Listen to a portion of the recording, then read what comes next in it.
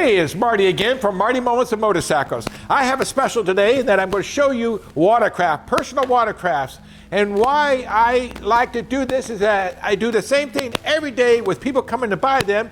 They want to know what is the right one for them. A lot of them know what they want, but most of them don't.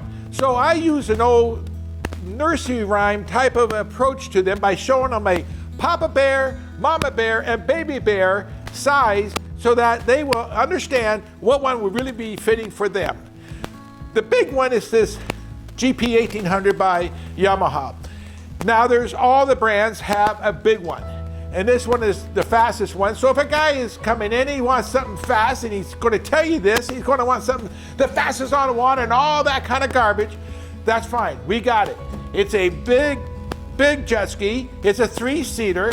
It's not as big as the other two, so that he could have his family on it and he can go as fast as he wants. I'm not going to go with all the details because that's not what's important. What's important is that the customer wants something that will fit him, fit his family, and get the speed he wants to get. Over here, I have the Mama Bear. Here's the Papa Bear. Now we got the Mama Bear. Now, as you can see, it doesn't look quite as big, but it is big, but it's not as big as this one. It is maybe not so conducive to making them nervous in the water, and it's not as fast. This one here will be up to about 60 miles an hour, but who cares? 60 miles an hour is fast. I used to go to Hawaii and rent those little jet skis and watercrafts all day long. They only hit 40, 45 miles an hour. This is perfect. So what you have is a 3-seater again. You have all the horns and wheels that this has, but it's just a little bit smaller and not so, gigantic. Just a nice, easy jet ski to ride. The bottom here is the next size down is your Baby Bear. This is the smallest one of the three. Now, as you can see it, you can hardly tell the difference except this is smaller. It's a lot less money. It's economical. It has a step. It'll do 50, 55 miles an hour. Those are things that are important to people. A lot of people don't want to go 70 miles an hour. A lot of people don't want to have their kids at risk. So here you go. You get yourself a little EX Sport. It has reverse. It goes fast enough for the whole family. And you know what? Every one of these can pull a skier. Every one of these can do the same thing that each of them are designed to do. Just some people want to go faster than the others, or slower. I want to show you a couple things that I think are important. A lot of people, well, you said 70 miles an hour, you said 50 miles an hour, you said 55 miles an hour. What does this mean? What it means is this. This particular jet ski is an SVHO, which is a Super Vortex high output motor. It's an 1800cc motor. It's supercharged. This one would do about 65, 70 miles an hour in the right conditions. Now, people who are wanting to go really fast will buy this vehicle and do more. They will put a stage 1 kit in it. They'll do a different pipe. They will do something to make it do almost 90 miles an hour. Now, I'm not encouraging that. This is something that people want to know, well, why should I buy something so fast? Well, you don't.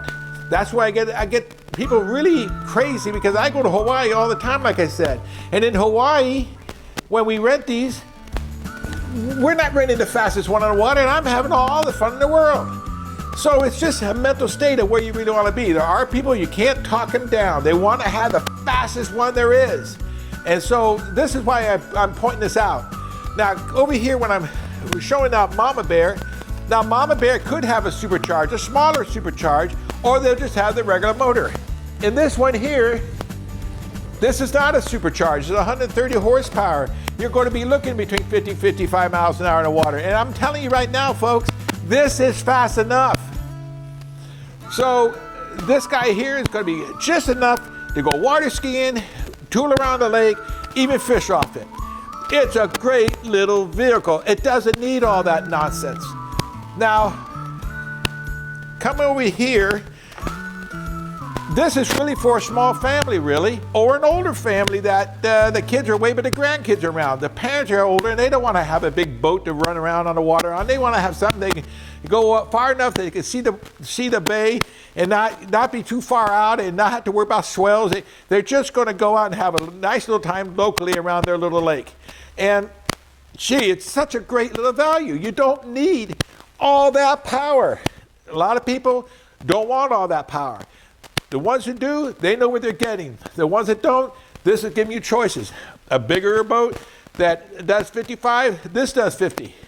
And these are good speeds. Back in the 90s when I was running jet skis and selling them, and we were selling stuff that the jet skis back then would do 45 miles an hour, and not only do 45 miles an hour, they'd be porpoising, and it's just no fun at all. But we didn't know that at the time. We had a great time. So this is what I'm talking about on power. Sometimes power shouldn't be what you're looking for. The size, what are you going to do with it? That's what you want to see. Thank you very much. Hi, this is Marty again. I want to go over a couple more things about the watercraft, personal watercraft. People ask me all the time, well, can this go in the ocean? Is this only for the lake? Can we do both? I'm going to tell you that if you're going to do both, I would want you on the biggest one that will fit you, that you would be happiest with when you go to the ocean. The ocean has white caps that can come up really quick. The ocean is not as small and condensed, it's big. And you may find yourself going so far, all of a sudden when you're coming back, the wind kicks up and you got to jump white caps all the way back to your... So be smart about the size of the jet ski if you're actually going to go to the ocean. If you're not going to go to the ocean, anything here works. Lakes, most lakes are big enough that they have a Coast Guard reserve or are small enough they can have a Coast Guard reserve or a lifeguard or some kind of a system up, flags that let you know to come on in when it's getting crazy. When they see the wind picking up, you'll see white watercraft warnings to slow down and get back to the shore. Any one of these will work on those. You won't be hurt on any one of these on any lake. I can't imagine a single lake in the United States that you really have to worry about except the Great Lakes. Maybe you might want to watch that one. But other than that, all over California, all over Nevada, Oregon, Washington, any state you go to, you'll find that any one of these will work for anyone in the family. Don't you worry about it. Have a good time and stay dry. Okay, in conclusion, the reason I bring some of this up is that this last year we had a lot of people buy boats and jet skis and watercraft, personal watercrafts, and all I'm going to say is that be careful. My experience on the water is large. I'm 70 years old, darn it. I know water. I know jets. I know personal watercrafts. I know these things. And a lot of people come in and say, well, should we get a boat or should we get a watercraft, personal watercraft? And I'm going to tell you right now, folks, I'm a personal watercraft kind of guy. I don't want the boat. I'm personal. My wife and I don't want to have to bring families and they want lunch and they're not paying for the gas and then someone has to go home early. And there's a lot of reasons why a personal watercraft works.